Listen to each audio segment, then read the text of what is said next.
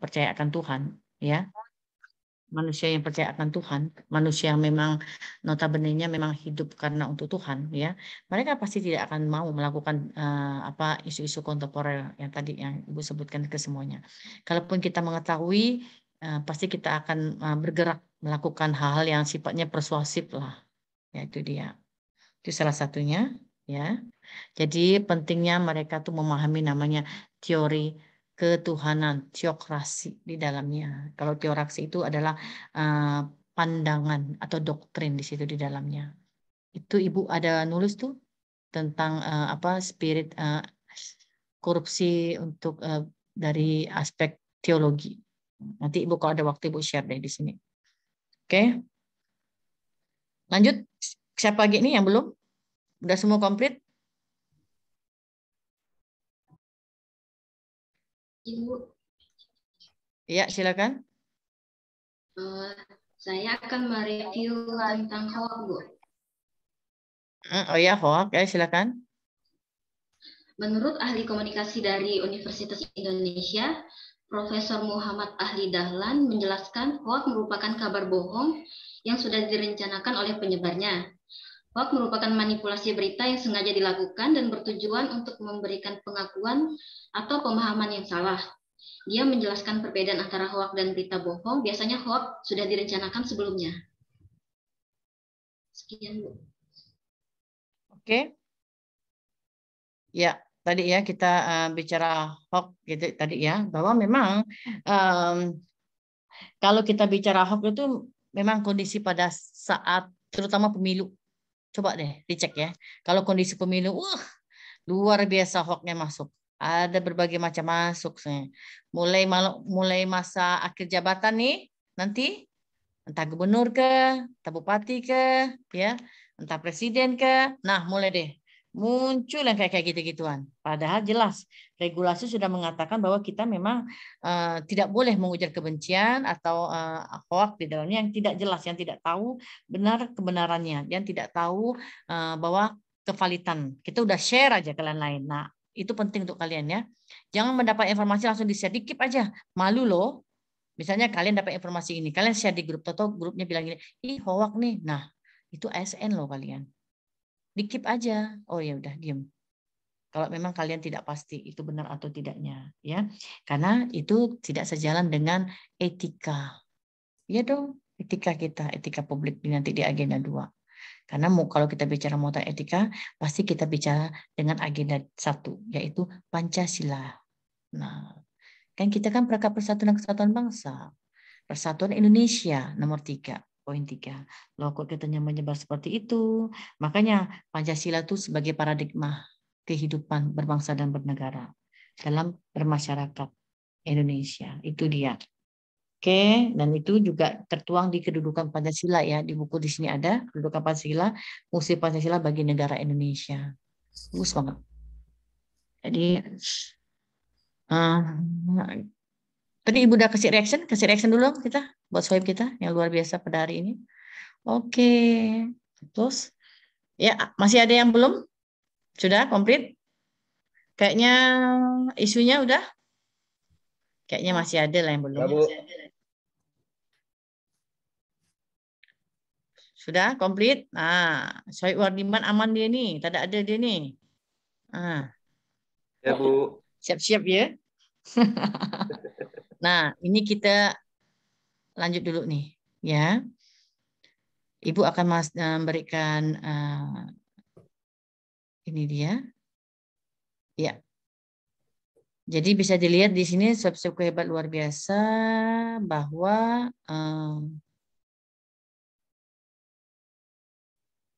oke. Nah, ini dia nanti. Dulu. Nah, ini dia.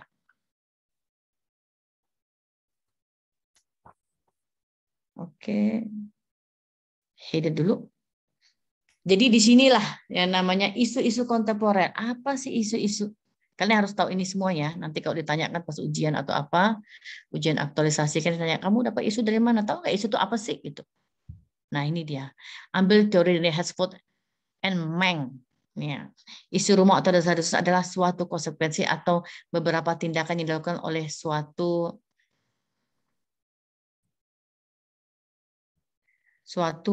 oleh satu atau beberapa pihak yang dapat menghasilkan negosiasi dan penyelesaian sektor swasta, kasus pengadilan sipil, kriminal, atau dapat menjadi masalah kebijakan publik melalui tindakan legislatif atau perundangan. Nah, ini dia. Nah, hal ini juga sejalan dengan teorinya Barry, John, and Cheese ya. Isu adalah sebuah masalah yang belum terpecahkan. Nah, ini cocok untuk kalian nih di sini nih. Kalian ambil yang dua nih, Barry, John, and Cheese nih. Nah, yang belum terpecahkan, yang siap diambil keputusannya. Isu mempresentasikan suatu kesenjangan antara praktek korporat dengan harapan-harapan para stakeholder. Jadi kalian menggunakan teori ini aja. Sampai titik. Sorry. Nah, ini dia. Sampai titik di sini. Karena ya, oke. Jadi dari latar belakang di atas, bahwa bisa dikatakan bahwa suatu hal isu terjadi baik dalam maupun di luar organisasi yang apabila ditangani secara baik akan memberikan efek negatif terhadap organisasi atau berlanjut pada krisis. Nah, kenapa ya, kalian Ibu harus sampaikan isu ini, kalian harus sudah bisa menggali. Karena kalau Ibu katakan aktualisasi yang kalian lakukan ini adalah sejalan dengan Ari Donald bahwa pendekatan ilmiah. Di mana pendekatan ilmiah ini kalian sudah mulai mencari isu, mencari permasalahan yang ada. Terus kalian tuh merumuskan. Setelah kalian merumuskan, hasilnya dipertanggungjawabkan. Ya, dari hasil pertanggungjawaban itu maka harus ada namanya muatan isi 3 kategorisasi. Yaitu pertama sistematis. Ikuti sistematis yang ada, bab 1 apa, bab 2 apa, bab 3 apa, bab itu. Udah mulai nih kalian nih sekarang nih. Karena blended ini kita berbeda ya dengan yang klasikal, kalian kan harus mandiri banget. Yang kedua adalah metodologis. Gunanya apa? Mau pakai APK LUSG, PESBON atau SWOT, bebas, terserah, tergantung course-nya. Dan yang ketiga adalah konsistensi. Sebentar ya, sebentar. Ya, Pak. Iya.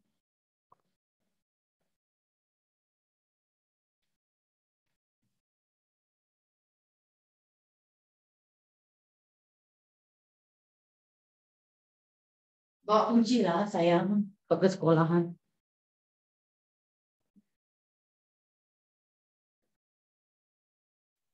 Oke, anak tadi pulang sekolah, lupa bawa kunci.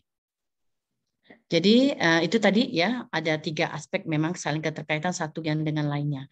Yang terpenting itu adalah konsistensi. Jangan judul yang diambil apa, latar belakangnya apa, hasilnya apa, itu tadi tidak seiring sejalan itu tadi. Ya, dengan demikian perlunya kalian tuh melakukan environmental scanning, mulai penggalian-penggalian di dalamnya. Kenapa Ibu bicarakan ini pendekatan ilmiah ya? Memang kalian bukan dikatakan ilmiah murni, enggak, kan perlakuannya juga sederhana, semuanya sederhana, ya.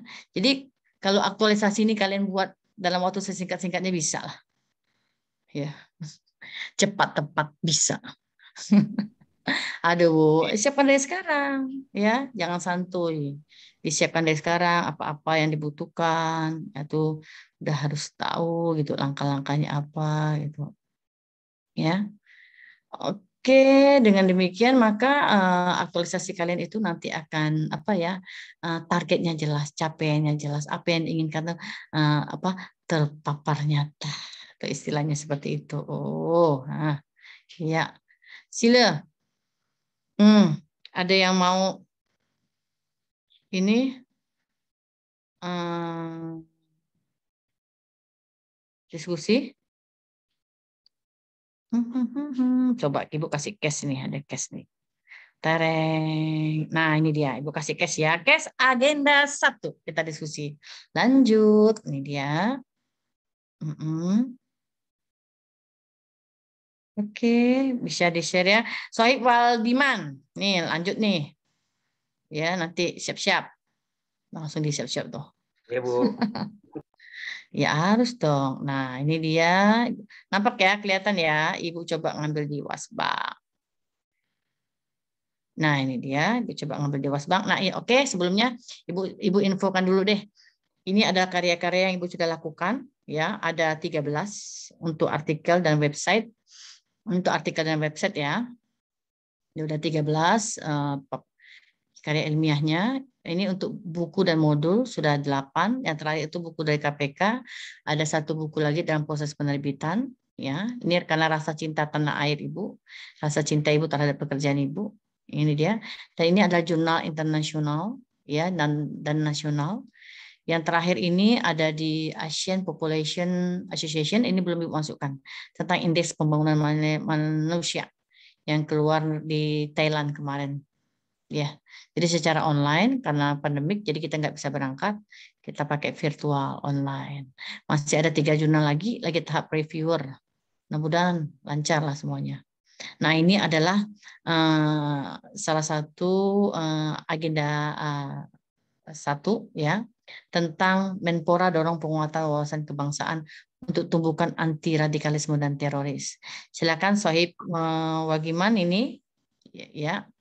Dikupas dulu apa ya, dan ada banyak loh tuh, tapi Ibu minta 1 aja. Yang belum siapa selain Sohib? Yang belum siapa lagi? Ayo, yang belum ya, nanti jangan diam-diam. Silakan aktif gitu loh ya, kan bagus. Gak apa-apa, jangan khawatir, salah kan dibetulin. Belajar tuh dari salah, tapi jangan keterusan salahnya. Nah, ini dia. Silakan, ini adalah ini baru-baru semua ya, Ibu ambil di 2021. Ini biasa Ibu berikan tuh di klasikal, kita diskusi kuat di sini pakai mapping gitu. Tapi kan kita waktunya dikit. Nah, di sini nggak bisa, jadi Ibu hanya bisa ambil garis global aja lah gitu. Ini dia berbagai macam tentang Wasbang, Sagap Pamayomif, ajarkan wisata matematika bela negara pada anak-anak perbatasan. Tuh. Tadi ya yang tadi Ibu tunjukkan salah satu wujud pengelolaan wilayah perbatasan NKRI. Di bukunya Ibu tadi ada tunjukkan kan kehebat yang luar biasa. Terus sasaran non fisik penyuluhan wawasan kebangsaan TTMD di sini silakan dibaca. Nah, nanti dipilih ya di antara ini semua Ibu minta 5 orang. Lebih juga nggak apa-apa. Silakan dikupas ini semua. Jadi semuanya boleh mengambil di sini. Kita ada berapa jumlahnya? Hai guys. 12 Bu, kalau nggak salah Bu. Berapa? 12. Pesertanya 10 ya? Pesertanya 10. 10 Bu. Nah, 10. 10 orang. Ini jelas nih. Hah? Berarti tadi masih ada kurang berapa orang? 2 ya? Benar nggak 2? Udah lengkap Bu, mohon izin Bu, udah lengkap. Oh iya, berarti tinggal Waldiman ya tadi ya. 1 ya, yang belum. Sama Yang belum aktif. Iya Bu. Oke. Ya, Waldiman yang belum aktif tadi ya. Silakan diambil 1. Yang lainnya silakan memilih. Karena case ini, kasus ini, Ibu yakin kalian ini banyak minim membaca berita-berita. Nah, ini dia. Silakan. Bahwa di luar sana ini loh yang terjadi di tahun 2021. Ini dia. Silakan di screenshot. Mana yang mau? Ini. Oke. Berikutnya ini dia. Tes wawasan kebangsaan dan masa depan pengawas pengelolaan keuangan negara Indonesia. Ini dia. Babinsa Nangatayap Kodim Ketapang beri pembekalan wawasan kebangsaan bentuk generasi milenial yang tangguh. Itu dia. Ini 2021 juga. Jadi kita harus update kayak gitu ya. 2021 yang diambil. Data-data juga harus begitu, demikian ya. Wawasan kebangsaan penting untuk keutuhan NKRI. Tanamkan wawasan kebangsaan dan cinta tanah air kepada anak-anak di lokasi TMMD. Nah, ini dia. Nih, Babinsa Sungai Kunyit ikut andil berikan wawasan kebangsaan kepada pelajar. Pengurus TPPK Kalbar berkunjung ke Kodam. Nih, wawasan kebangsaan. 2021 semuanya. Pengarahan wawasan kebangsaan digemari anak-anak. Ini 2021 juga. Nah, ini. Nih, siap-siap ada tes wawancara kebangsaan di Matahari Seleksi CPNS 2021. Nah, ini dia. KPK Kemenhan gelar diklat bela negara wawasan kebangsaan. Banyak Ibu nih. Nah, oke. Silalah dipilih yang mana. Semuanya itu udah Ibu kumpulkan dah. Tinggal kalian mengaktualisasikan. Mau yang mana? Kita udah feedback kayak gini nih. Kita sampai jam 9.45 ya. Ya, silakan. To be number 1. Silakan, Sohib Waldiman dulu. Dikasih pilihan tuh bebas tuh. Banyak ya, Ibu Bu. share tuh. Ambil deh. Yang mana? Baik, Bu. Iya, ambil yang mana? Terima kasih Bu atas kesempatannya. Iya. Dari yang Ibu share Monggo. tadi, saya mengambil tentang wawasan kebangsaan tentang anti radikalisme, Bu. Oke, sila. Yang Baik, mana Bu. tuh? Pertama saya akan menjelaskan tentang pengertian radikalisme, Bu. Menurut Oke, mungkin langsung aja ke itu topiknya. saya, Apa Bu, tentang apa isi muatannya? Karena ada bahwa teman di yang situ lainnya. Menteri Pertahanan menekankan tentang pentingnya menanamkan status anti radikalisme, Bu, terhadap paham teroris, kekerasan, dan cara menghilangkan paham radikalisme dalam sistem kehidupan. Kemudian radikalisme juga diartikan sebagai paham atau aliran yang menginginkan perubahan atau pembaruan sosial, Bu. Sosial dan politik dengan cara kekerasan secara drastis. Maka dengan ditekankannya paham anti radikalisme, diharapkan terwujudnya masyarakat yang bebas dari sifat radikalisme, Bu. Paham teroris terhadap pemerintah. Terima kasih, Bu. Oke, terima kasih. Kita beri reaction dulu dong. Ya, Bu. Nah, ini Pak Waldiman nih maunya kita kejar-kejar dulu dia ya. Ini karena terbatas, Bu, gitu. Isu-isu kontemporernya, Bu. Cuma 9. Ya, itu tadi nyambung tadi ya. Isu-isu radikalisme itu juga banyak juga terjadi ya di berbagai macam di berbagai daerah ya. Memang harus ada kekuatan penuh berbagai macam sektor untuk sama-sama lah kita sama dengan kita memberantas korupsi juga. Jadi ada masyarakat, pemerintah, dan sektor swasta, ormas dan sebagainya. Untuk apa? Untuk keamanan negara Republik Indonesia sesuai dengan buku Ibu ini. Ada yang Ibu pilih. Oke, lanjut. Pilih. Siapa lagi? Sila.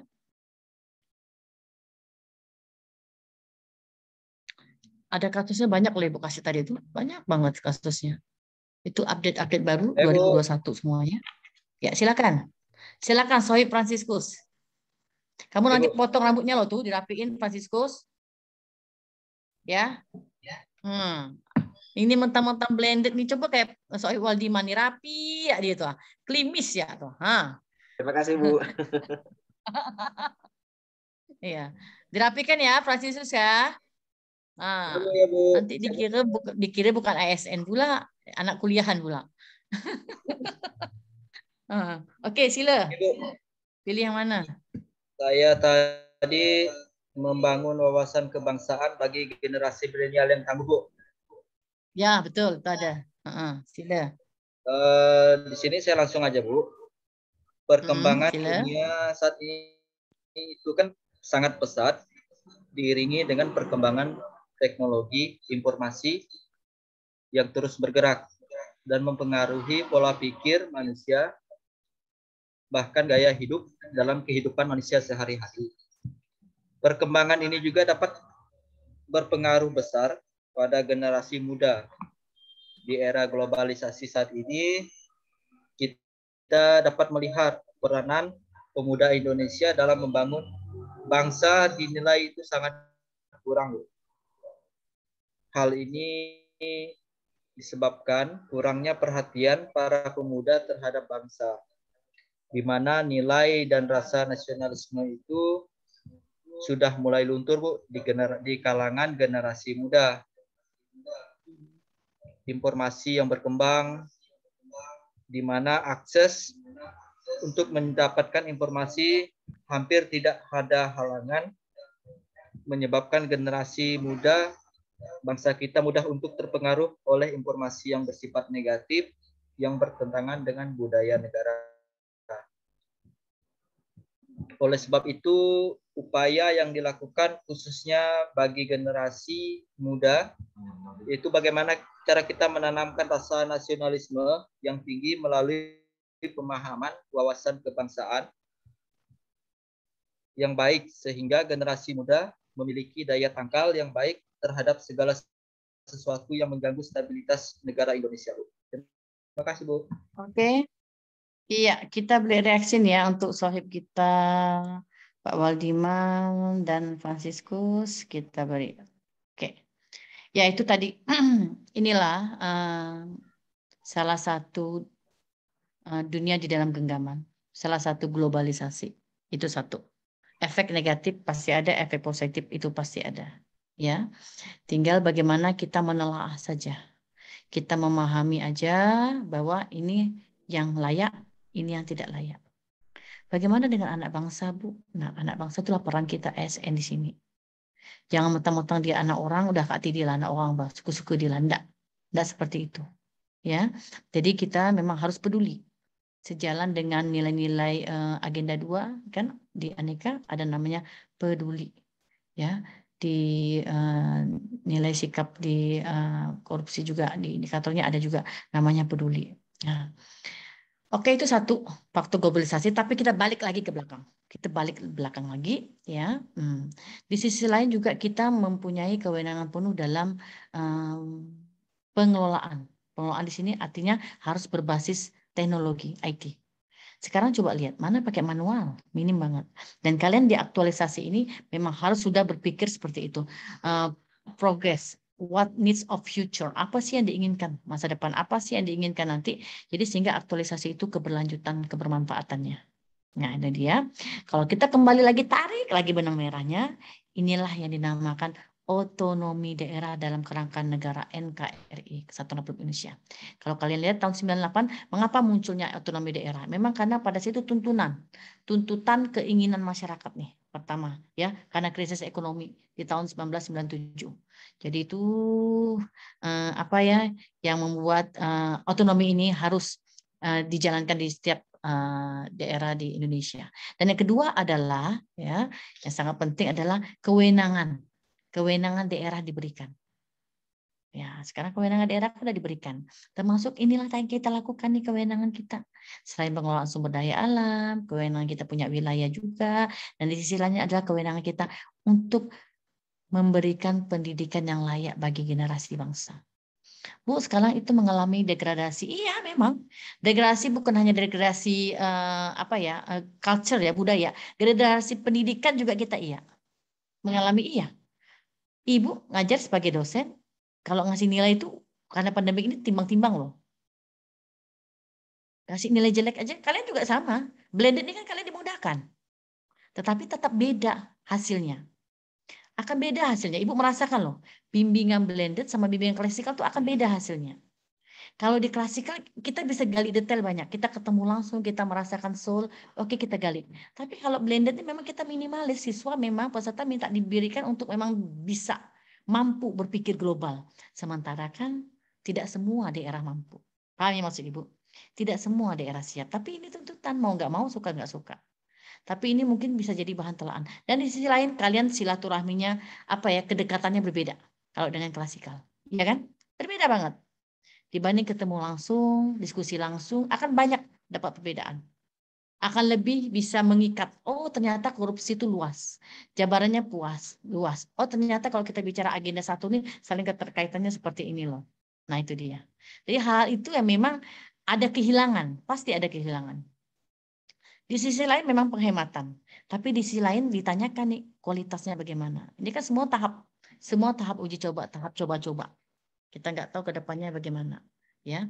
Tapi diharapkan memang ya biar nasionalisme semakin tinggi, biar spirit kebangsaan semakin tinggi, ya, biar rasa persatuan kita semakin tinggi, ya memang harus ketemu langsung dalam tempo. Tadi kalau kita bicara kelompok itu ada nama Tax Brusman mengatakan bahwa pertama itu adalah forming, storming, terus pertama norming, storming, forming, performing. Itu kalian nggak dapat.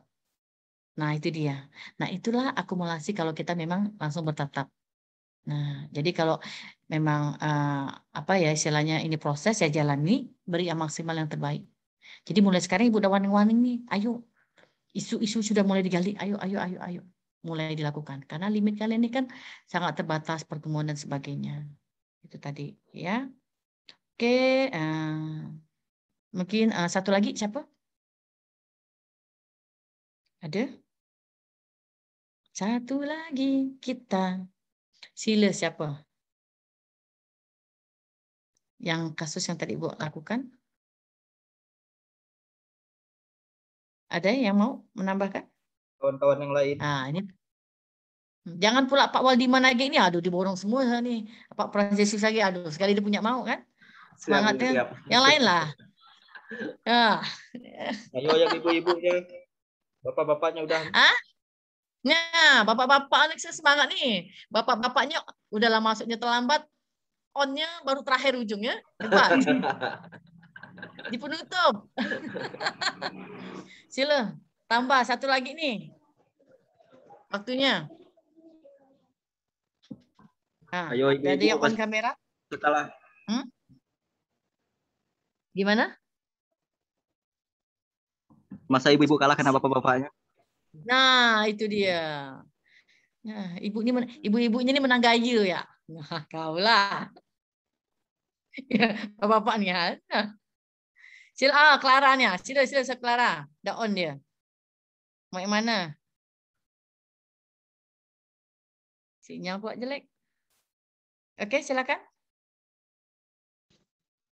Nah, ini dia kalau blended nih kayak gini nih.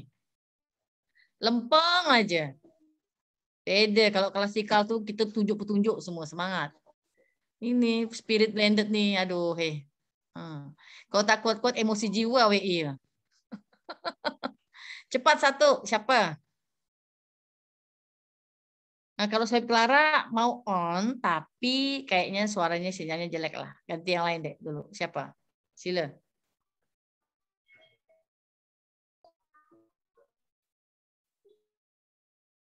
Oke? Di antara semuanya? Ayo, Bu Miske. Gila, Pak Siskus mantap. Pak Siskus ini leader dia. Mensupportkan kawannya. Ayo lah. Ayo siapa? Izin, Bu. Nah, langsung Bang. Bertanya gini aja sampai makan 3 menit. Astagfirullahaladzim. Ibu hitung loh tuh. Nyuruh kalian nih nomor terakhir 3 menit nih. Nah, waktu ini berharga loh blended nih. Kalau nggak kalian luangkan maksimal sayang banget. Ya silakan Soeb Ika. Ya Bu, saya menanggapi tentang isu wawasan kebangsaan penting untuk keutuhan NKRI. Nah, di sini kita bisa mulai dari yang saya baca, Bu. Di sini ada BIMTEK tentang wawasan kebangsaan yang diikuti oleh desa, ormas-ormas, dan LSM. Apa gunanya agar desa itu adalah lingkungan terkecil dalam lingkungan kita, seperti tetangga. Kenapa kita harus mempelajari wawasan kebangsaan? Agar menjaga kerukunan bertetangga, itu biar kita tahu norma-norma hukumnya. Terus menjaga agar tidak terjadi kumpulan-kumpulan yang kita sebut sekarang itu radikalisme, Bu. Kumpulan-kumpulan yang di luar hukum. Jadi sesama tetangga bisa saling mengingatkan kalau sosialisasi kita terhadap tetangga itu baik. Makasih, Bu. Oke, ya. Kalau kita bicara tadi kembali lagi dengan spirit Pancasila kita, ya spirit Pancasila kita, bahwa Pancasila itu bisa muncul karena budaya, karena kebudayaan. Ibu mengadopsi dari teori Edward Burnett bahwa budaya adalah kompleks keseluruhan, baik itu perilaku, norma, kepercayaan, apalagi sebutkan lagi percayaan, ada lagi peraturan, ya, terus selain itu mungkin adat. Nah, itu yang didapat oleh manusia, ya, bagian dari kelompok masyarakat. Jadi tidak muncul begitu saja, ya. Jadi kalau masih ada radikalisme itu dipertanyakan tuh, zaman dulu kemana dia, spirit kejuangannya bagaimana dia, dipertanyakan. Apa dia nggak baca buku? Spirit kita tuh dari mana? Sumbernya dari mana? Dari berbagai macam dari berbagai macam memang pejuang yang berbeda-beda. Yang Ibu sebutkan dari awal tadi. Oke guys, ya itu paparan yang mungkin bisa disampaikan di sini. Ibu akan memberikan share juga di sini. Share Ibu sebagai ini. Ini ada yang bocor nih. Siapa yang bocor nih? Nah, bisa kelihatan ya? Kelihatan enggak? Oke, ini tadi harusnya Ibu sebagai ini penyuluh anti korupsi. Nah, ini adalah salah satu yang Ibu lakukan ya, penyuluh. Jadi penyuluh di sini ini bukan hanya korupsi saja, tapi juga yang lain-lainnya, terutama terkait dengan kesatuan dan persatuan bangsa. Ini Ibu di Jawa Tengah, di Semarang. Ini di Pengadilan Tinggi Negeri. Ini mahasiswa Undip, ya. Ini pelajar, dan ini di wilayah perbatasan. Ini adalah di kepolisian kemarin yang Ibu sampaikan. Nah, ini dia. Ada berbagai macam, banyak banget yang Ibu lakukan juga di pondok pesantren, ya, di kelompok tani juga, ya, penyuluh tani, dan insya Allah nanti mungkin di petaninya langsung. Nah, ini dia Ibu sampaikan. Tadi Ibu bilang ya, jadi salah satu di agenda 2 yang Ibu terapkan di agenda 1-nya 2 di sini, ini dia. 1 dan 2 bermutualisme di sini. Ya, di sini. Dan agenda 3. Jadi kalau Ibu nulis tuh agenda 1, 2, 3 itu Ibu pasti masukin. Ya. Ini dia, edukasi di perbatasan. Di sini Ibu kurang lebih 2 bulan riset melakukan penelitian. Jadi Ibu hobinya menulis, ya, senang banget menulis. Insya Allah mudah-mudahan bermanfaat semua tulisan. Dan ini yang kemarin, yang barusan kemarin di apa yang Ibu bilang di Thailand. Dan ini obsesi Indonesia bebas korupsi. Nah, oke, ini adalah salah satu poster yang sudah Ibu lakukan. Ini ya sudah Ibu lakukan. Ibu share di ini. Ibu share di sini. Nah, ini aksesku. Nah, ini dia. Jadi aksesku ini adalah sesuatu sistem yang mana Ibu selalu menginformasikan action Ibu apa sih untuk bangsa. Ini dia. Karena konflik di sini Ibu berhasil naik jenjang ke Madya. Nah, kadang menulis buku, aktif, kolaboratif, kreatif, monef. Dan masih ada beberapa yang belum Ibu masukkan di sini. Ini masih beberapa yang belum Ibu masukin, akan Ibu masukkan segera. Jadi dengan Ibu terpantau terus, ya inilah makanya alhamdulillah ya, globalisasi ini membuka semua sistem, membuka semua keran. Siapa sih anak bangsa yang masuk di dalamnya? Nah, dengan input data seperti itu ya, makanya kita terpilih. Jadi ada 11 orang dan Ibu dari luar Jawa 1 orang, yang lainnya dari Jawa 10 orang. Naiklah ke jenjang berikutnya ke Madya. Kalau tidak ada globalisasi mungkin nggak ter-attack nih. Orang nggak tahu nih siapa sih dia, siapa sih dari Kalbar atau siapapun itu, ya enggak. Nah, tapi dengan globalisasi ini salah satunya, inilah plusnya. Minusnya tadi degradasi di agenda 1, bisa lihat ya, degradasi nasionalisme, culture, bela negara dan sebagainya. Ya. Tapi di sisi lain kita diberi kemudahan untuk mengaktualisasikan diri kita. Istilahnya itu untuk memberikan nilai kecintaan kepada bangsa. Kita bisa mengaktualisasi dengan terbukanya keran, ya, teknologi IT di dalamnya. Nah, seperti itu.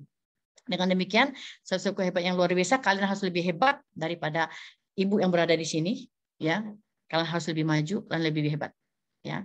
Ibu waktu jadi PNS umur 25, umur 27 Ibu udah ikut short course ke Jepang, terus ke Thailand, terus ke Belanda, sampai usia Ibu 30-an tahun, 35. Itu Ibu coba short course seperti itu. Dan itu pure dibiayakan oleh negara tanpa ada Indonesia sedikit pun uangnya. Pulangnya diaktualisasikan. Jadi seperti itu. Jadi kalian jangan di zona aman.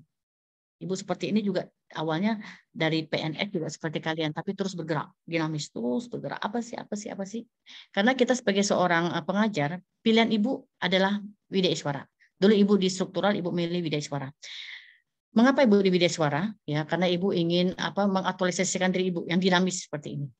Widya Iswara menurut Ibu adalah suatu keberkahan di mana walaupun usia 60 tahun nih misalnya, kalau punya umur berkah ya, bisa naik ke utama dan bisa gelar yang berikutnya, kita harus tetap update.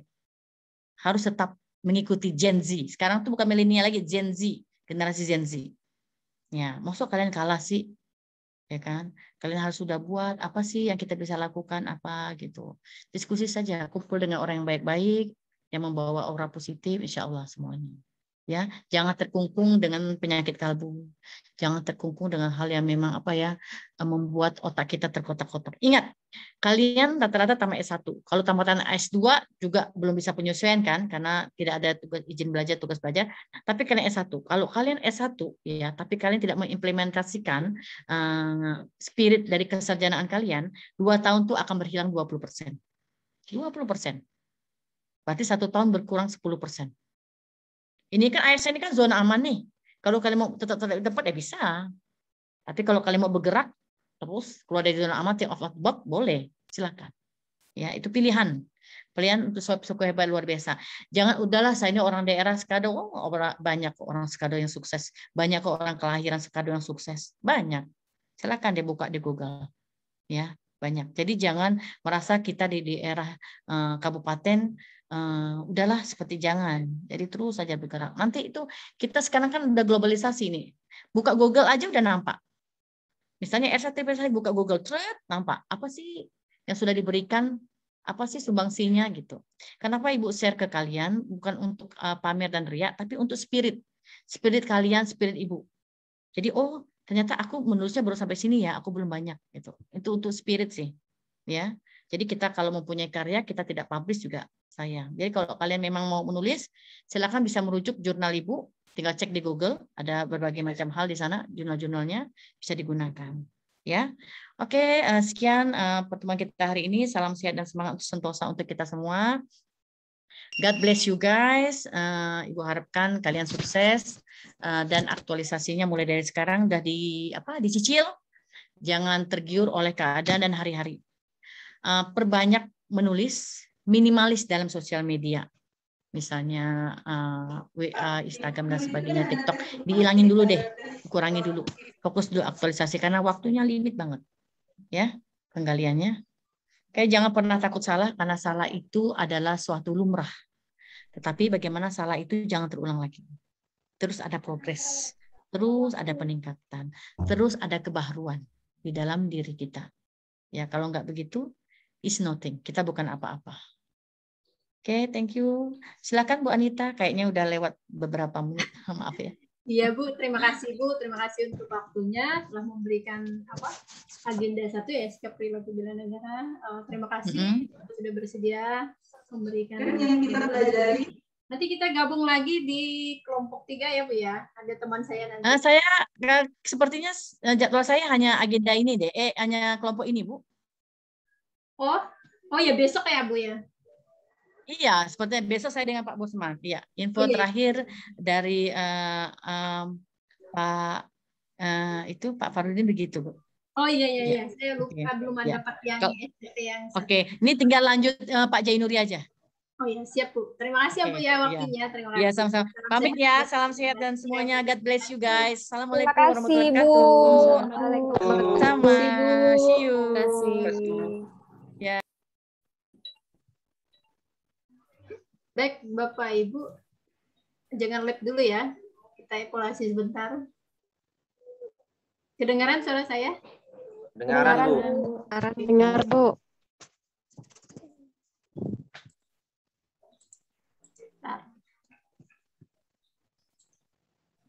Nah, ini kita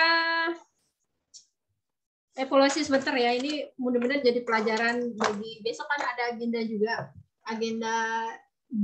Agenda 2 ya, nilai-nilai dasar PNS, dan ada 3 kali agenda. Jadi evaluasinya tadi Bang Francisco sama Bang Waldiman kok bisa salah room gimana?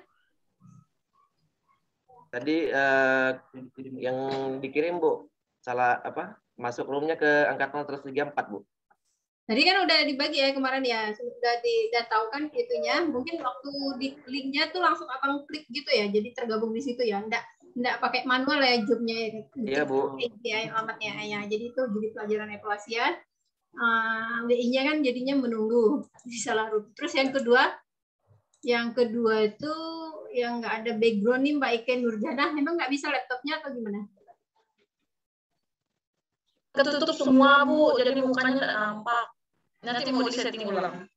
Oh, kalau enggak pakai kain kayak kami di backup SDM karena komputernya nggak support, jadi pakai kain juga sih, kain hijau. Iya, Ya. Bu. Kemarin juga masih bisa. Sama Bang Franciscus juga nggak ada backgroundnya. Sama Nanti Clara disetting ulang, Siska Bu. ya.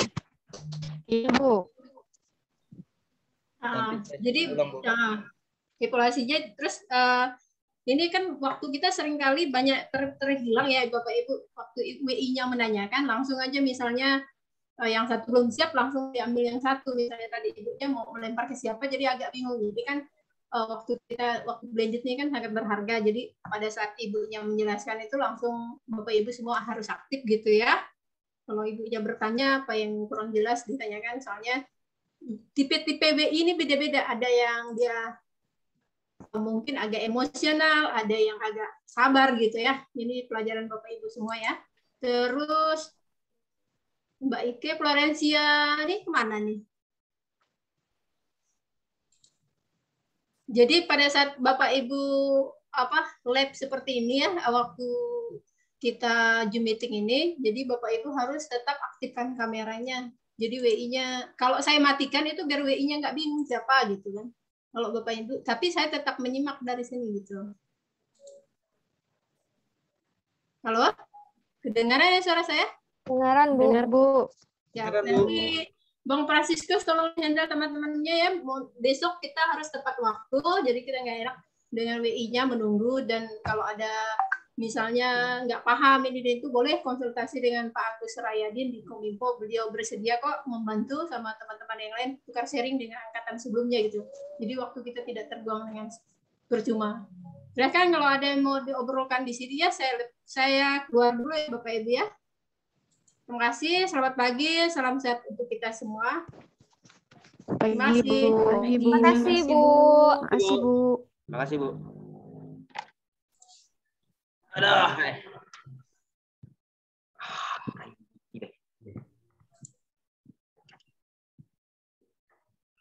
Udah keluar kayak Bu? Udah. Senka. Kok nggak bisa ya nipnya ya? Kapan? Nip, nggak bisa nip. Nggak bisa. Ngapa ya? Harus 18 sedikit. Kan Spasi kali ya? 18. Dari spasi nggak bisa. Ya tetap nggak bisa. Nggak bisa, dia lebih dari 18 nip-nya tuh. Sama waktunya juga nggak bisa, nggak valid dia bilang waktunya. Itu gimana tuh absen tuh? Tunggu mereka ya. Tunggu aja lah. Tunggu dari grup aja. Besok kita ada Zoom Kak besok? Ada, Kak. Kalau di jadwal tuh ada Zoom. Zoom lagi hari Jumat. Iya. Kok besok ada Zoom? Kata itu tuh Kak Anita tadi tuh. Maksudnya mungkin Zoom berikutnya kali. Mungkin lah ya. Dibilang besok katanya. Nanti pantau aja grup. Apa ya, Ju? Kalau jadwal itu Jumat hari Jumat, besok kita masih sendiri sampai hari Kamis.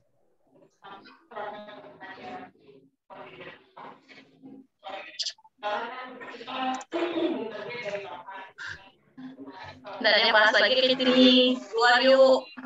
Dulu. Kalau absen